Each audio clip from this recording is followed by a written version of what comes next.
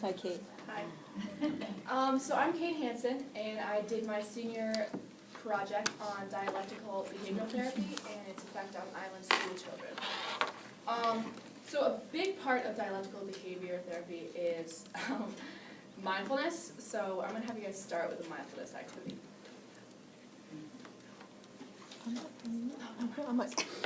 All right, so I want everybody to close your eyes, and we're going to do a square breathing activity. So what you're going to do is you're going to breathe in for 4, hold it for 4, breathe out for 4, and then hold that for 4, and I'll count for you. All right, ready?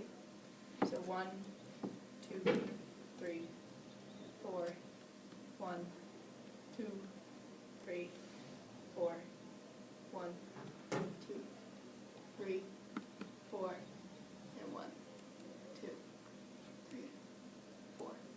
And normally we do that a couple times, but I kind of want to get rolling because we started a little late. Excuse me.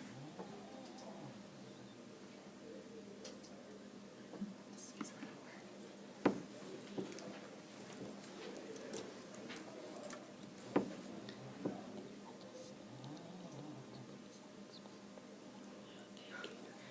All right, so many of you probably don't know what DBT is, and I'm going to go into that in a little bit, but I'm going to introduce why I want to do this project first. So I personally struggled with depression and anxiety, and DBT is one of the therapies they use to treat depression and anxiety and a whole slew of other disorders.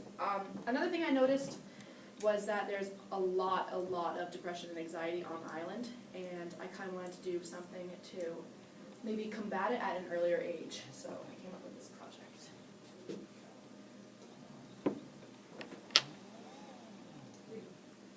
All right, wait, let's skip 2. Thank you. All right, so DBT is dialectical behavioral therapy, and it was created in the 1970s by Marcia L. Linehan.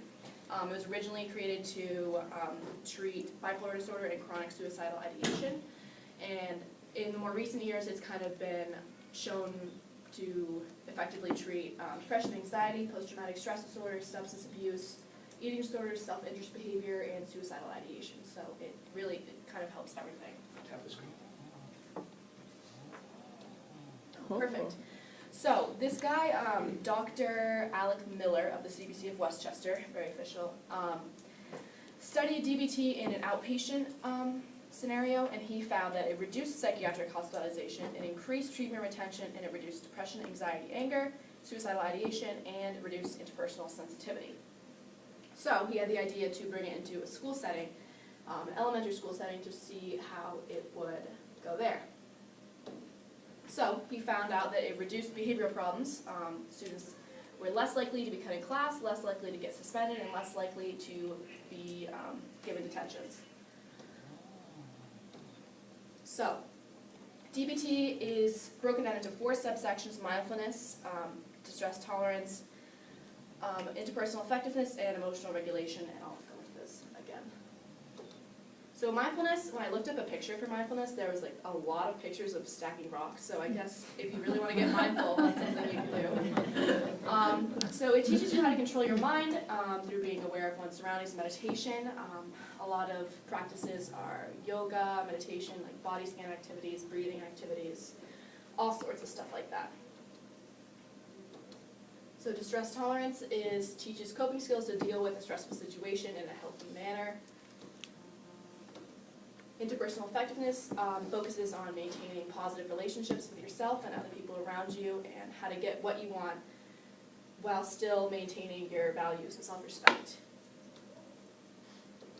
And emotional regulation, and that's like how I feel 90% of the time, so I found that picture and I was like, I have to put that on there. So this focuses on recognizing negative emotions and thoughts and how to turn them into something less destructive, more productive, and positive. So I have this video, it kind of just goes through everything that I said. I'm just going to show the first half.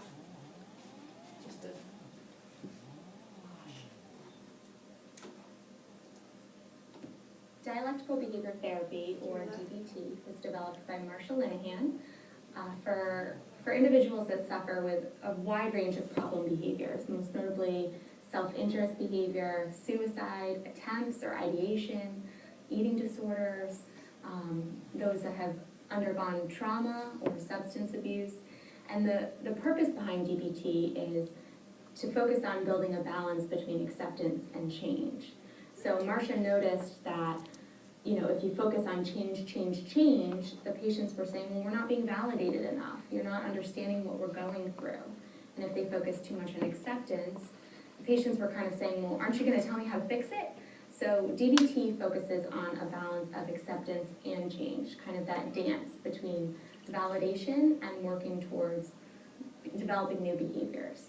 So there's 5 core. And then the rest is kind of just what I just explained. But, like you said, DBT focuses on combining the emotional half of your brain and the rational half of your brain, and kind of, like they say, walking the middle path is a big saying in DBT. So my project, the question I wanted to answer was, does DBT make a noticeable and tangible difference in the way that young people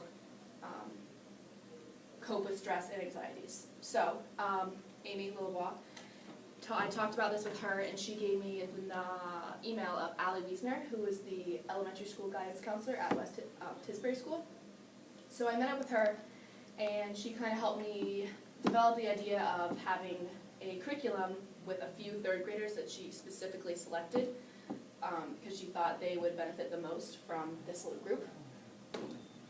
So I would have 5 or 6 30-minute sessions, and we do, at the beginning of each session, we do a little mindfulness activity, and then we learn like one skill of the day. So I was interested, I talked about this a little bit earlier, I struggled with depression and anxiety, and I was admitted into a treatment facility that specialized in DBT skills. And while I was there, I was kind of like absolutely shocked by how little people knew like about communicating effectively and taking care of themselves. And since then, I've kind of wanted to teach it to other people, to hopefully they wouldn't get to the point where I did. So my first class, I introduced myself, met the girls. I talked a little bit about DBT, which I call coping skills. So all the girls, there's 4 3rd graders, introduced themselves, their age, 3 things they like to do for fun, just so I could get to know them a little better. And then they also said one thing they're looking forward to for the day, just because I think that's a nice practice to have. Then on this mood meter that Allie gave me, each girl rated their mood. So it's pleasantness, so it's like not pleasant, more pleasant, high energy, low energy. And this is like where you want to be. So each girl rated their mood, and then I read them a guided meditation, and then each girl rated it again afterwards. And a lot of them moved a lot more towards the green, of like pleasant, low energy.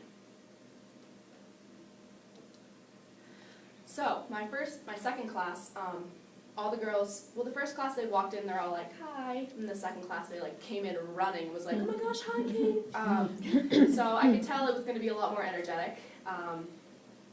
We started out, we didn't really do a mindfulness, it was more like an icebreaker just to get them more comfortable and get to know them better. So we played a little game of 2 truths and a lie, which is just fun all around. Then, after we finished that, I asked them what they were looking forward to for the day, and a lot of them said my class, which was like a nice little confidence booster. Then the skill we learned that day was accepts, and DBT is like famous, maybe not famous, but they're definitely known for having a lot of acronyms. What's the word? So accepts in Wise Mind is, like I said, walking the middle path between your emotional half and your rational half of your brain. So what I did to teach this is I wrote out a little worksheet, gave each girl one, and they all filled out examples that they would personally do for each little subsection. So for activities, a lot of people wrote like walking their dog, contributing was helping others, so like going grocery shopping with your parents or helping around the house. Comparisons, we kind of skipped this one because I think that comparing yourself to people who are having a worse time is not exactly the best way to cheer yourself up. So we just kind of skipped that one. For emotions, they wrote down an emotion and they wrote the direct opposite of it. Pushing away is all about finding ways to get out of a bad situation, physically or mentally. For thoughts, each girl wrote a positive memory they had that they could think about in a tough time. In sensations, a lot of people said like a soft blanket or a good smelling candle, or one girl said the smell of fresh baked cookies, which was my favorite, and I think that's such a good idea. So for the third class, we started out for our mindfulness coloring these mandalas, because they really like that, and it's a really meditative and mindful thing to do, to color like very deliberately. So while they were doing that, I went in and I went around and I checked on the girls and how they were doing, the highs and lows of their week, and if there were lows, what was one skill that you learned last week that they could have done to make it a little bit less of a low. And one thing they were looking forward to for the day, which a lot of people said in class, which again was really sweet. And the skill of the day was please, another acronym. Falls under the category of emotional regulation. So again, for each one, the girls went and wrote in a little example for each one, and they took their worksheets home. So physical activity, a lot of people wrote walking their dog. Illness treatment was like take the day off if you're sick, which third graders typically do anyway. For eating balanced meals, each girl wrote a healthy snack they could have. And the A is avoid mood-altering drugs, but I didn't really think that was prevalent with a bunch of third graders, so I just switched it to another activity. Then sleep balance, one thing you could do to help you sleep better, like drink a cup of tea or read, then exercise. So the fourth class, the mindfulness was the square breathing, which I did with you guys, but we just did it a few more times.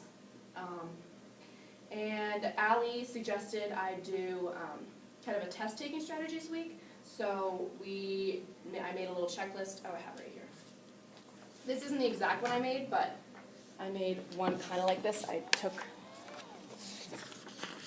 some of those and I kind of like took some of my own.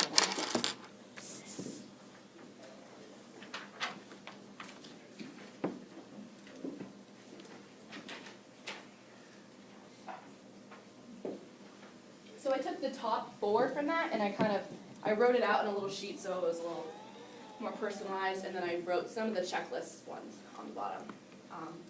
And I also brought each girl a stress ball that I got from Amy's office. Thank you for that. Just because it's kind of like when you're nervous, it's kind of nice to move your hands around or something like that.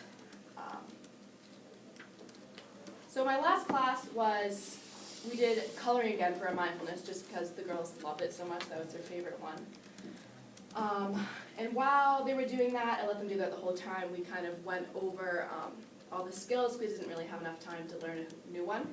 So we just went around in a circle and each girl gave an example for each of the please and accepts, and we talked about the test-taking strategies again. Then I thanked the girls for participating and being so awesome. So if I had more than a semester to continue this project, I think I would have a group of boys, maybe a group of girls, maybe a co-ed group, just to see how effective it was in each group. And yes, to answer my question, I did see a difference in the girls. It wasn't substantial, but I could definitely tell each girl was a little bit more confident in themselves and were a little bit more ready to take on their day. I would also do practice scenarios with the girls to make sure they really grasp the whole idea of this skill. And thank you for coming. Special thanks to Amy Littlebaugh for being my in-house mentor and Allie Wiesner for being my out-of-house mentor. This is Malika, that's Lily, that's Freya, and that's Mackenzie. And those were my girls. So I will open it up to questions now. Try not to. Did you get any feedback from teachers, so the before, how they were that day, then when they were with you, and then afterwards? Did anybody give you any kind of feedback as to what they may have saw, the changes, or? They didn't. I didn't ask. Okay. Thinking back, that would have been a really smart thing to do. Mm-hmm. But I just in the moment, I didn't even think about asking. It was really smart, yes. Did the girls say that they had used some of their skills? Yeah, they actually did. They would tell me the scenario that they used it in, and it was really nice to see that they actually were taking stuff out of the class all the time I was putting in. Yeah, that's great. So third graders. Yeah. Do you think, is that something that you chose, or do you think, or was that guidance at the Tisbury school? Yes, it was guidance, and I wanted third or fourth graders, just because I like that age group, and I thought they're like the most spongy, they just absorb information. And these were specially selected Yes, girls, yeah. that- by Mrs. Wiesner, because Mhm. these were the 4 girls that she thought would benefit the Benefit. most from it. Mhm. So yes. Do you think it's something that you would be interested in applying to all grades, or are there specific grades that you think might benefit most from it, or should it be school-wide? I definitely think everybody could benefit from it, but I think the younger that we start, the better, because that way they can like build upon their skills as they grow up. But I really think it's good to have elementary school kids before they get to high school and before they really need all those skills. But I think everybody can benefit from it. Is there any national sort of movement that you know of that where schools are trying to incorporate this, or was this sort of a radically different idea here on the island? What do you? Here on the island, the younger grades are sort of like, kind of, they're adding like mindfulness And practices. yoga, I hear they're doing some yoga, and yeah. like breathing activities, Right. but not so much like DBT as a whole. Mm. But one of the guys who's Dr. Alec Miller of the CBC of Westchester developed a whole curriculum, a 30 plan curriculum for all the schools in the Westchester. Oh. So it's being done. Yeah, in that, is that also third grade in his, or do you know? It's just elementary, I Oh, didn't okay, specify. interesting, yeah, that's great, yeah. 4th grade. Yeah, fourth, And are they bringing somebody special in to do that, or are they teaching training the teachers to lead these exercises? Yeah, that's I great. can give you a copy of the presentation. It's just interesting, yeah. From Amy. Mhm, mhm. Yes. Which of the skills do you find most helpful for yourself? Yeah, that's a good question. The strategies that you offered? Probably the accepts one, because it's kind of just a good way to, a bunch of different ways to distract yourself and kind of get out of your own head if you're having a tough time. I use that a lot. What did you get most out of doing this? What did you gain in this experience? I really like kids, so that was fun to hang out with them and just like, it was good to be around their like such positive energy, because senioritis is definitely a real thing, and I definitely didn't want to be doing any of my schoolwork, and wasn't really in a positive attitude for the second half of senior year, and just being around them, and they're just so positive and so happy really kind of rubbed off on me. I was always in a better mood after I left.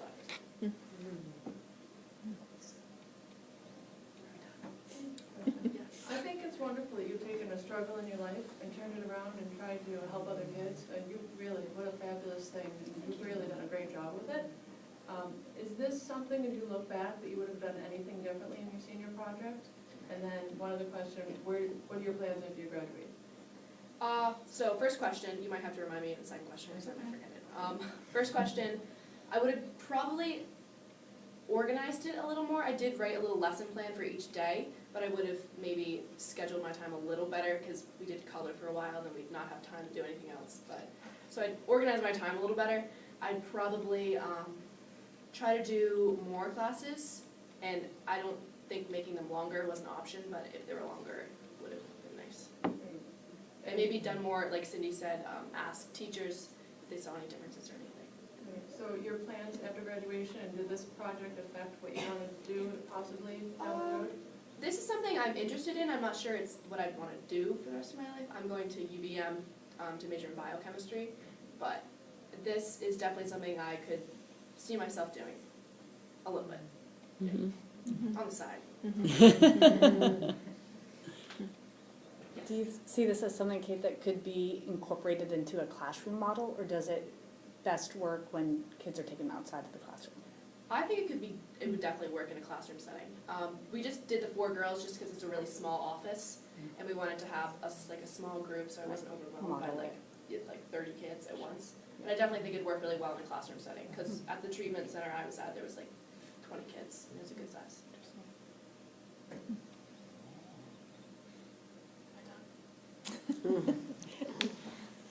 It's a great I job. think you're done. That's really,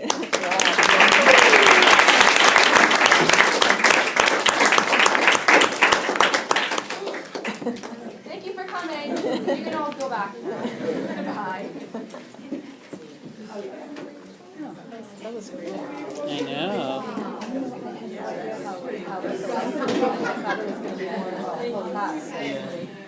I'm glad you guys came. Charlie, did Tyra do that? I don't think so, no. What do I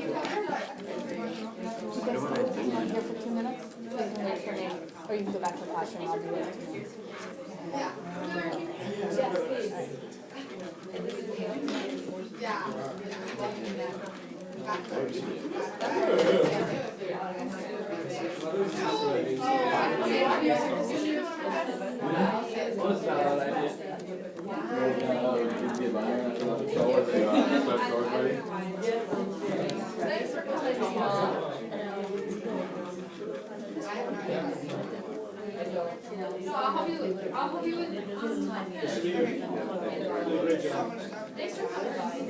Are we supposed to print these out or what?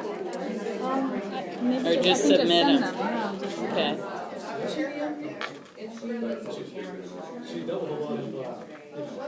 Okay, I gotta go back to my classroom, I've got kids. Okay. Oh, still recording. Oh, that's so funny.